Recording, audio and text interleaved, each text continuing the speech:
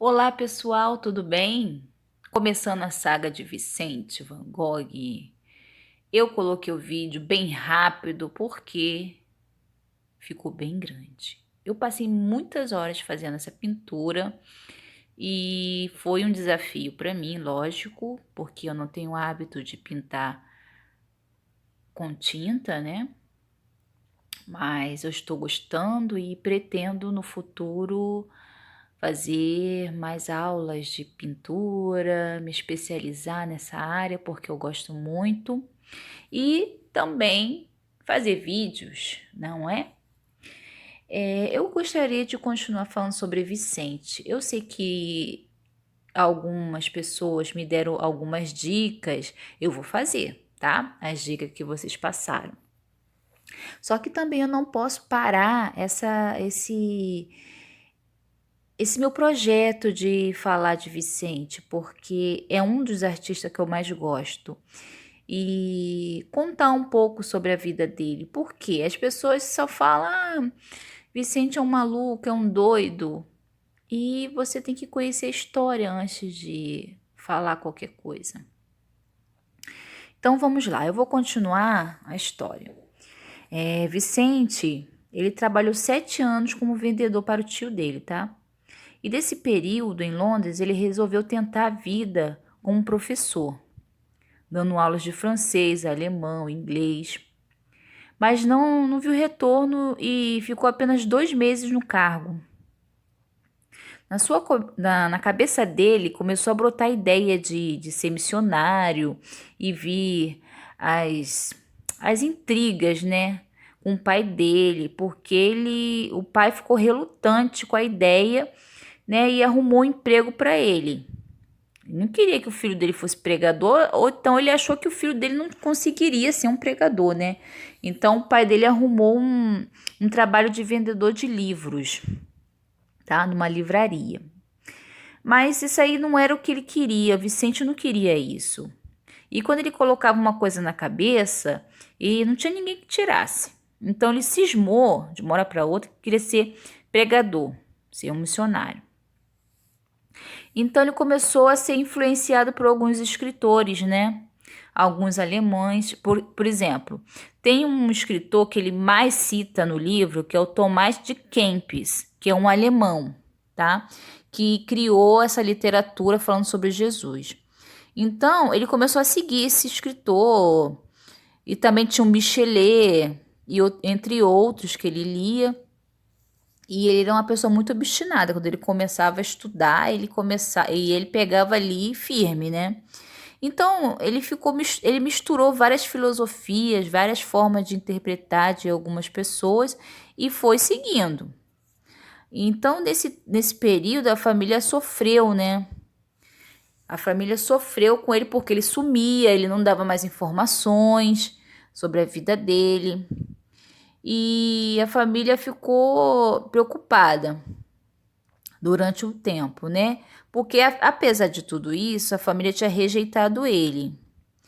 E a família também reclamava muito porque o Vicente ele não tinha ambição, né? Por ele ser o primogênito, ele deveria ser uma pessoa mais ambiciosa. E depois de diversos fracassos, né, que ele teve, só aumentava essa frustração. Primeiro, ele adquiriu aquela fama do fornicador que se espalhou para a família toda. Segundo, ele fugiu do trabalho sem a permissão do tio no período do Natal. Ele fugiu, simplesmente falou: "Ah, não vou ficar no Natal", e foi embora. Então esse foi o motivo, um dos motivos pelo qual ele não continuou mais trabalhando com o tio. E a terceira falha dele, que foi uma das mais catastróficas que eu acho, no meu ponto de vista, ele passou 2 anos, né, estudando para entrar na faculdade de teologia e não passou. Isso mexeu com o psicológico dele, com o ego e tudo. E ele não foi mais o mesmo depois dessa.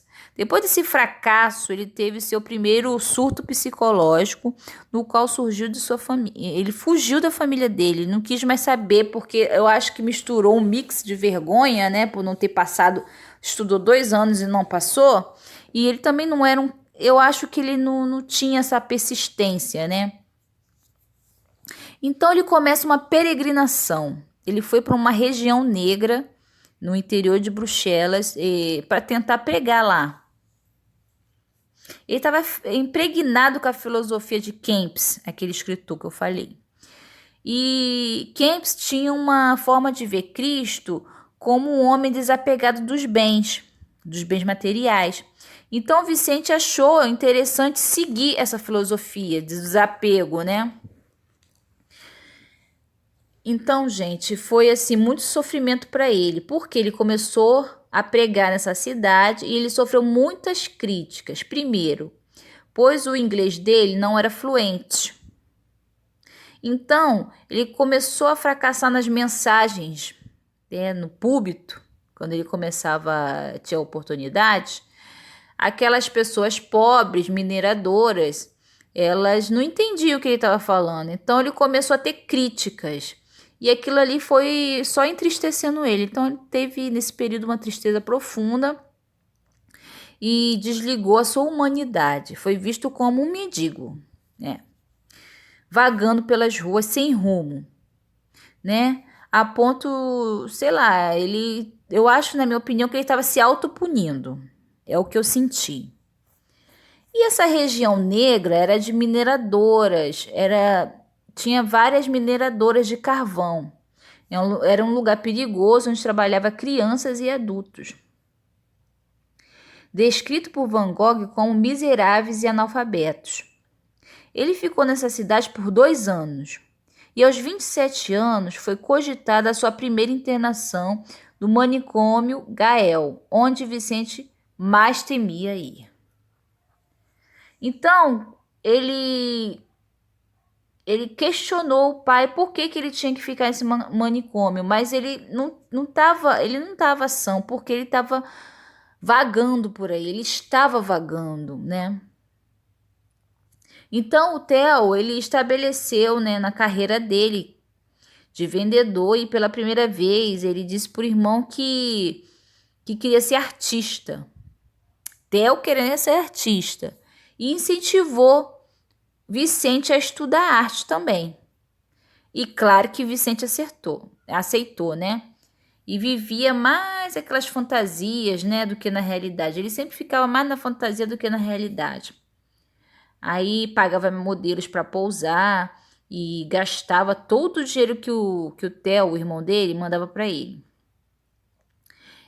Vicente delirava bastante entre a arte e a religião. Em seus desenhos, ele sempre citava passagens bíblicas e tudo simbolizava a religião. Na verdade, essa foi a intenção dele desde o princípio, juntar a arte e a religião em suas pinturas. Para conter os gastos de Vicente, ele volta para casa, na casa do pai em Éten. E o inferno está apenas começando.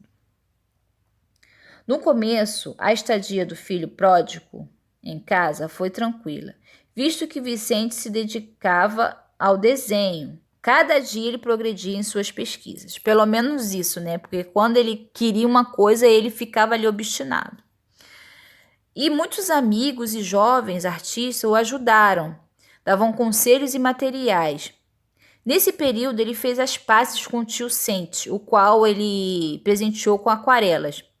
Vicente estava muito feliz nesse período, entendeu? Ele definiu, depois dessa experiência vivida, que seria um artista. Ah, agora eu sou um artista, porque todo mundo está me incentivando, né? Então, ele definiu a carreira dele. Só tinha uma luta a seguir, estudar, estudar, estudar. Naquele aspecto dele desleixado que ele ficou no passado, ele começou a comprar roupas novas e estava sempre com um ar, assim, um ar de recomeço. E ele sempre ficava ao ar livre nesse período. O artista, nesse período, eram os artistas impressionistas, né? Então, ele estava em crescimento em Paris. E Theo, o irmão dele, incentivava comprando telas e tintas. Tudo estava bem até que uma prima viúva reapareceu, gente. Ai, meu Deus do céu. Essa prima apareceu em Etten, né? Talvez em uma festa. E tudo mudou. E Van Gogh começou a fantasiar um casamento com a viúva e começou a cortejá-la, mas Kim, que é o nome dela, né? Kim o rejeitou completamente, dizendo: nunca, jamais, nunca. Você imagina ouvir uma coisa dessa, né? Então isso abalou o psicológico de Vicente, que ficou com uma ansiedade profunda, visto que ele pediu para a família ajudá-lo e não teve retorno nenhum. Então, diante desse dilema, apaixonado e rejeitado, ele entra em uma frenética invertida entre tentativas e frustrações. Realmente a viúva não o queria.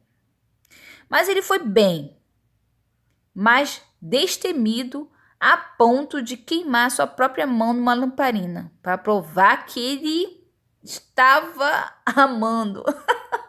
Ai, Vicente, não faça isso. Meu Deus, tadinho. Será que ele estava louco? Meu Deus do céu, só sei de uma coisa. Isso deixou a viúva com mais medo e fugiu dele. É lógico, não tem como uma pessoa aceitar uma coisa dessa, né? Aí foram meses de loucura atrás de uma fantasia que só existia na cabecinha oca do Vicente. Ai, gente.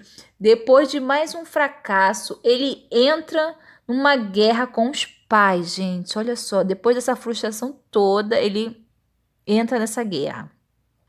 E os deixa louco, pois agora o menino estranho também ficou mudo. Imagina.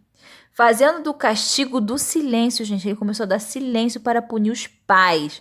Por que vocês não me ajudaram? Eu queria me casar. Meu Deus, Vicente, para com isso. Em suas cartas, Theo, ele dizia que ia parar, né? Ia parar, que a vida, sabe, estava completa.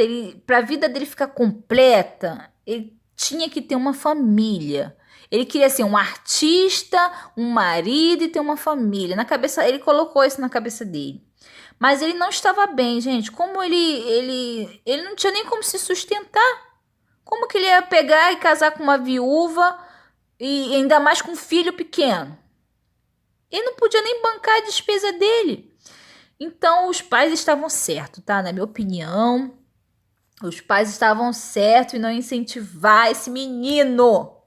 Quer dizer, esse rapaz, esse homem que já tinha 20 e poucos anos. Então, tá. Então, até aí eu tô achando que os pais dele estavam certos, tá? De não ter deixado ele se casar com essa mulher. E não intervir nessa ideia insana de Vicente. Então, Vicente entra num paradoxo entre a religião e os seus pais. Ele, né? Ele estava naquele frenesi, né? Então, ele coloca Deus nessa jogada. Ele começa a alegar que não queria mais seguir o Deus dos pais. Pois mesmo não era esse Deus dele não era benevolente e nem misericordioso. Então, ele vai romper com o cristianismo nesse período, tá, gente?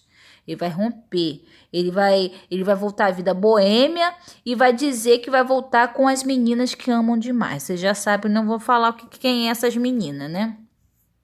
Então, conclusão até agora, nos capítulos que eu estou lendo, na minha conclusão, Vicente, ele não conheceu de fato os ensinamentos de Cristo, tá, gente? No meu ponto de vista, Vicente ele estava apenas fazendo um capricho para agradar os pais e ser aceito pela família. Um dos principais mandamentos de Cristo é amar e respeitar o próximo como a si mesmo. É difícil respeitar e amar o próximo? Sim, quando o nosso ego é maior que a razão. Isso vai afetá-lo pelo resto da vida, pois, na verdade, ele não aprendeu nada sobre o verdadeiro amor de Cristo. Nadinha de nadinha de nadinha. Na verdade, ele estava apenas fazendo um capricho para o pai. Na verdade, ele queria reconquistar o pai, mas, na verdade, ele só piorou a situação para ele. Meu Deus, Vicente, não, Vicente. Ai, gente, não sei. Vamos para o próximo capítulo. Quem quer saber da história de Vicente? Me siga, se inscreva no meu canal, curte, porque não custa nada, gente, vocês dá uma curtidinha aí. Eu sei que eu tô começando agora, eu tô aprendendo, mas as coisas podem melhorar, vocês não acham? Então curte aí, se inscreve no meu canal e vamos que vamos até o final dessa história. Beijos e até a próxima!